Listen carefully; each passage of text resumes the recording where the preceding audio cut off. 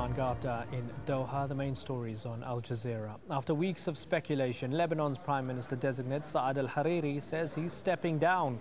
Hariri says he's making the move because he hasn't been able to form a unity government with opposition groups, including Hezbollah. He made the announcement after meeting Lebanon's President Michel Suleiman. The president will now have to consult with all political parties to call for nominations. Paul Salim is a political analyst based in Beirut. He said Saad al-Hariri could be persuaded to reverse his decision. This ups the ante. It takes the issue into more complex territory.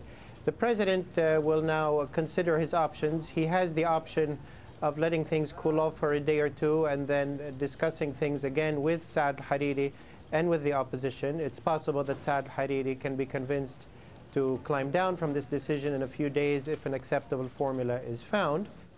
Yemeni government forces have killed another 17 Houthi fighters as the two sides fight for control of northern parts of the country.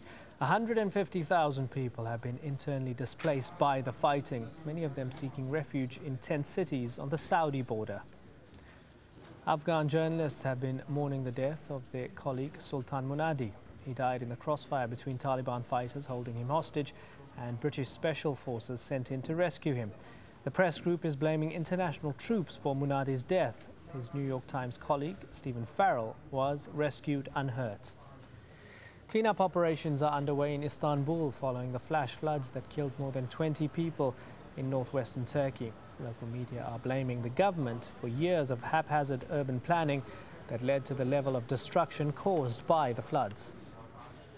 Dubai has officially opened a new state-of-the-art rail system. The metro is the latest attempt to jumpstart an economy which has been hit hard by the global recession. At the moment, only 10 of the scheduled 29 metro stations are in operation, and the opening of another line has been delayed until the middle of next year. Well, you can find the latest on all those stories and more at aljazeera.net/English.